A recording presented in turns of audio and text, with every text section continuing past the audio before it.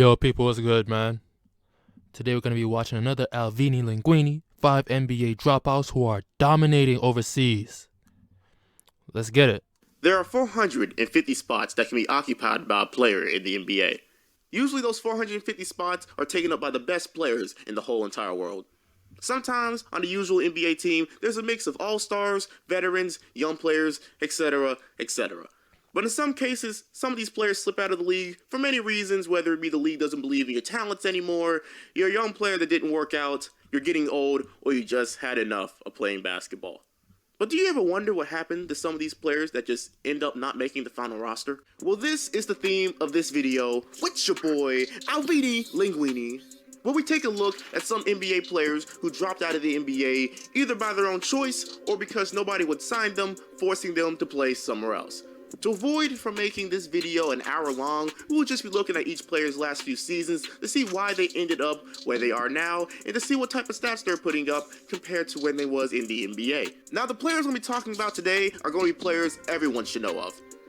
Should know of. I don't know if you're a casual or not. But if you want a part 2 for... I'm kind of a casual for the NBA, I'm not even going to lie to you.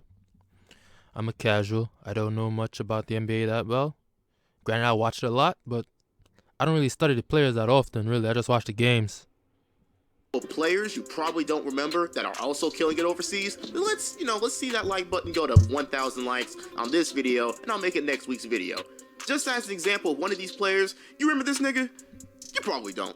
Hell nah. Who is that, bruh? Who is that?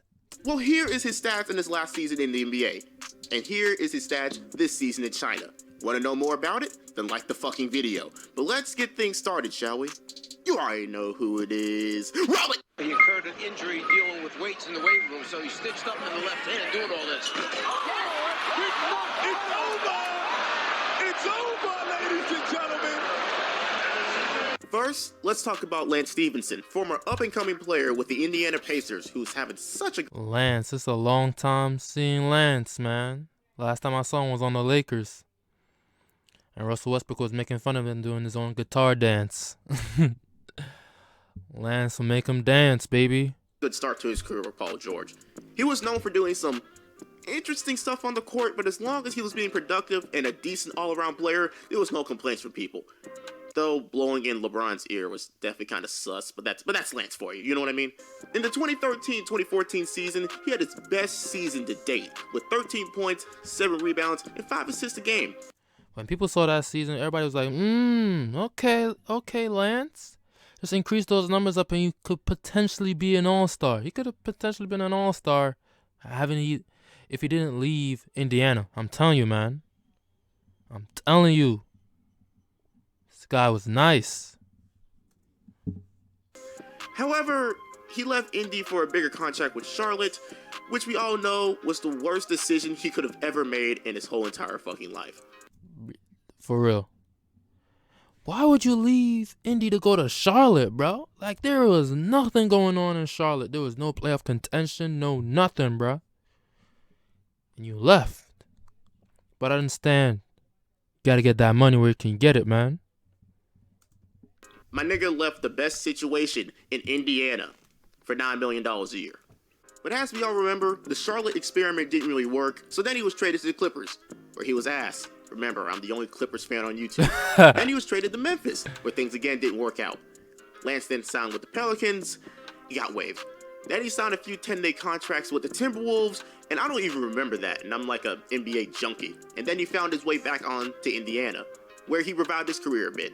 Then he ended up being a veteran piece LeBron on the Lakers, where he was decent but not good enough since he was on the same team as LeBron. You know how it is. Due to all these disappointing seasons and the fact that he's about to be 30, he lost his place in the NBA and started his new career in the Chinese Basketball Association with Liaoning. Hey Google, how do you say this? Liaoning flying leopards, you fucking idiot. Yeah, there we go. That's how you say it. What, y'all still want me to say foreign teams basketball teams correctly? Yeah, I'm not going to do that. But anyway, he went to the Liaoning Flying Leopards, I'm going to guess that says, where he dominated immediately. In his one season there, he went from averaging 7 points, 3 rebounds, 2 assists on 42% from the field and 27% from 3 in his last season in the NBA to averaging 27 points, 7 rebounds, 4 assists on 52%. Yo, people go to China, they instantly become killer, man. I'm telling you. They be cooking over there in China. From the field, and not much improvement from 3 to 30%. But as you can see, Lance is having fun in China. He had even won his team a terrific 12 championship in the East Asia Super League and scored 34 points in the championship game. Maybe this season will show GMs that he still has something to offer in the league, so let's hope for the best of his career, or that he can just become a legend in China like a lot of people are doing now. Next, let's look at how Nicola Mirotic is doing. In the Yo, Nicola Mirotic was one of the best role players to have on your team, man. Great 3-and-D player, bruh. Damn. 2019 free agency period, he was being offered big contracts from the Jazz, Nuggets, and other contending teams alike. Until he decided to go back. Imagine if he was on the Nuggets or the Jazz. Both of those teams would have elevated if they have a player like him. Back to Europe, which became a shock to everyone. He ended up signing a contract with FC Barcelona for 3 years in the sum around the $45 to $50 million range. Now, something to note about this is that he did play for Real Madrid before he came to the NBA, which is in the same country as Barcelona. So maybe he liked the country and just wanted to go back to his European roots. Maybe he wanted to lead the team instead of being a role player. Who knows? All I do know is that he went from averaging 11 points and 5 rebounds a game on 41% shooting from the field and 36 from 3 to now averaging 19 points, 6 rebounds a game while shooting 50% from the field and 33% from 3. So he's definitely doing more things scoring-wise overseas, and he's even led his team to a 39-12 record overall. After seeing all of this, I'm sure he'll be having a nice career in Spain and enjoying every moment of it. But, you know, we'd be glad to have him back in the NBA. Facts. We miss you, Mirotic. Come back, brother. Next, let's look at how Jeremy Lin is doing. After many years of being all over the league and a couple injuries here and there, he has found his way onto Atlanta Hawks trying to revive his career, which he actually did successfully after being out for a whole year while playing with the Brooklyn Nets. He came to Atlanta and averaged 10 points on 47% from the field, which made him look really promising as a backup point guard. Due to this, the Toronto Raptors ended up signing him for the remainder of the 2019 season to help the Raptors as they were dealing with injuries in their backcourt. How did that go, you ask me? Well, in 23 games where he started 3, he averaged 7 points, 3 rebounds, and 3 assists on a terrible 37% from the field and 20% from 3. So things weren't really going how he and the Raptors actually expected it to go. It didn't really go much better in the playoffs, where he only played a grand total of 26 minutes and scoring a total of 9 points in the entire playoffs. But hey, he won a chip. You know what I mean? Doing nothing. You know what I mean? As we all know, our Lord and Savior, Kawhi Leonard, and the Raptors won the championship, which made Jeremy Lin a champion. But he wasn't re-signed by anyone. Kawhi not my Lord and Savior, bro. Chill, bro. From there, he decided to keep his basketball career going by playing in China with the Beijing Ducks, which, as we all expected, with him being an NBA player and all, he's killing it over there with the Ducks, averaging 24 points, 6 assists, and 6 rebounds a game while shooting 47% from the field and 36% from 3. So let's hope with how he's playing overseas that he can find a way to come back to the league, but I'm sure if he stays in China, he'll be a fan favorite and a legend. But maybe not as big as Jimmer, who we're talking about right now. After doing all the amazing things he has done in college, it was thought that Jimmer Fredette could bring some of that talent to the NBA. His NBA comparison coming in by NBADraft.net was thought to be on the level of Mark Price, and at the least, a pretty good bench player like Eddie House that can bring some nice shooting in as a 7th or 8th man. With all of that hype, he was drafted by the... Jimmer Fredette was one of the biggest disappointments in the NBA, man. He was killing it in the college game. What? Averaging above 22 points in a game. Lethal shooting, bro. He had such high expectations. He just couldn't live up to it. Bucks at 10th and then sent to Sacramento later on in that draft. When it came to his NBA career, all I can say about it kind of turned out like people expected Curry's career to be at first, but worse. He didn't do much or show much potential at the NBA level, but the Kings still signed him back after his rookie contract to give him one more chance. Unfortunately, due to very poor play, he was traded to the Bulls that same season. After that, he went and played for New Orleans for 50 games and didn't do much. That next free agency period, he was signed by the Spurs and even practiced with them all summer to then get waived after the preseason, and then he got signed back by the Pelicans again to get waived 9 days later.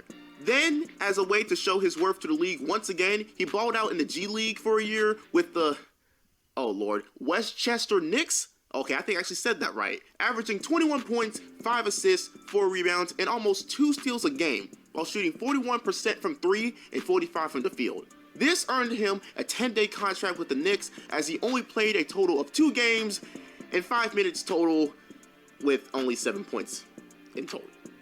As you can imagine, he got waived again. After all of that, he probably noticed that the NBA might not be the way for him, so Jimmer went and played for the CBA, becoming an absolute legend. In his first season alone, he averaged 37 points a game on 47% shooting. 3 more seasons of Damn! How come he should average 40 if he doing them type of numbers? Damn, man. 37? Shit. dominating in China later in a game where he exploded for 75 fucking points and won, unlike Devin Booker? Okay, let He lost. Wait, time out. Let me see the article. me stop before the Devin Booker fans fucking dox me or something. He even had an Turn down the NBA volume. comeback Give me a with second, the people. Suns Give me a second. Give me a second. Give me a second. last year. 37 points a game on 47% Hold on. Let me see shooting. this article real 3 quick. more seasons of dominating in China later in a game where he exploded for 70. All right. 75 points in the Chinese Basketball Association game and lost by a point? Damn! 5 fucking And Jackson in that game had 63 points. Whoo-wee! Pierre Jackson, 63, bruh. points and won, unlike Devin Booker.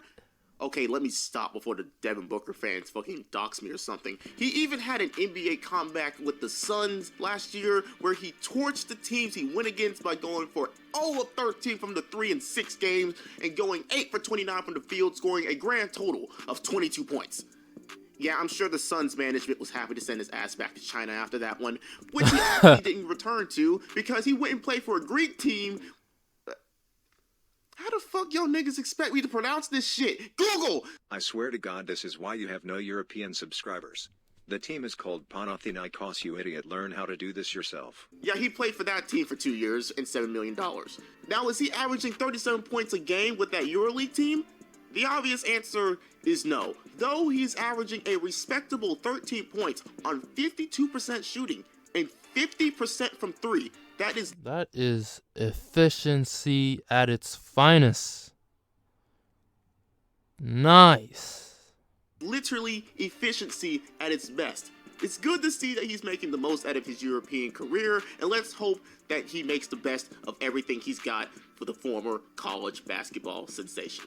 Lastly, let's look at what happens when international talent doesn't work out in the NBA. Now, y'all remember my nigga Jochi? For those who don't remember, he isn't in the NBA anymore. For obvious reasons, he's in this video, but let's look at how things worked out for him before he became an NBA player. Now, as you can imagine, Jochi played professionally in China since he was 18, as he played in the CBA for the... Google! Great, now you're offending the Chinese audience. Can't wait to see how many comments you get for not trying to say these names again. It's the Xinjiang Flying Tigers. Okay, yeah, whatever that thing said. Flying Tigers, where in his first year he averaged 14 points, 7 rebounds, and 3 blocks while shooting 70% from the field. So even in his younger years, he was doing pretty well for himself and setting himself up for a nice career in China. Even in his last season before we went to the NBA draft, he stepped up his production with 16 points and 10 rebounds a game. With that, he tried his hand in the NBA and got drafted in the second round. I didn't even know he was injured throughout the NBA. When I checked upon him, I found out that he was injured. I thought the Rockets was just not playing him. Turns out he was just injured. That's tough. That's a tough way to go out, bro. 3rd overall to the Houston Rockets. Now, I'll be honest, This is definitely the best thing that ever happened to him and the worst thing that ever happened to him. I'll explain why it was the best later, but why it was the worst is mainly because, the Rockets literally put a 6'6" man at center. Now, I don't believe it was meant for him to play in the league since he is a slower center and not exactly the best three-point shooter, and for him to go to a more progressive team that is coached by Mike D'Antoni was a sign for things to come. He was mostly in the G League to develop, where in his first season he averaged 11 points, 6 rebounds, and 2 blocks a game while shooting 33% from 3 and 51% from the field. Now I know that G League talent ain't as good as NBA talent, but that's still a good start to be doing this against this level of competition. However, in his rookie season playing in the actual NBA, he didn't really do much, which is expected for a second-round pick. In his last season being last year, he didn't go off to a good start due to an injury in the preseason game against the Shanghai Sharks that basically sat him out for the whole entire season, as he only played not even a minute in total with the actual Rockets team. After that, he was waived and returned back to China with his former team where it all started. Now remember when I said that being in the NBA was also a blessing? Well, in the NBA, he was able to get some of the best resources for working out and to gain much needed muscle mass. Plus, he was able to play against much better competition, which made him better when he went back to China. Now, due to everything he experienced in the States, this season in China, he's averaging 21 points, 11 rebounds, and 2 blocks a game. That's nice, man. 53% from the field goal, and 30% from 3. Okay, decent. 53% from the field, an obvious improvement. So let's hope that he does more to improve himself as he continues to play in China. One more thing I want to say is, why is there so many niggas playing in China? On Zhou, because the money's good and playing basketball over there is probably easier compared to the NBA. Chi's team alone, he has former NBA players like Jarnell Stokes, Kay Fielder, Ian Clark, and Eric Mika, to the 2 people that know him. I have no fucking idea who he is. Anyways, that's the end of today's video, and I hope you enjoyed it. It was cool to look up how these former NBA players are doing overseas, and to see that they're still dominating on another level. But again, as we all know, some people always slip out and not become a part of the 450 available spots in the league. If you want a video to see how the lesser known NBA players are doing overseas, then again, the like goal is 1,000 likes, and I'll make it next week's video. Otherwise, I'll just use the idea later when I'm bored. Check out my Instagram and my... Alright, you guys, that's going to be the end of the video, man. Alvini Linguine, appreciate you making this video. Granted, it took you a lot of work to make. You did a great job on it, my man. And I hope that I get a chance to play you 1v1 in a basketball game. Hopefully, I get a chance to play you. Until next time, people, I'm out. Peace.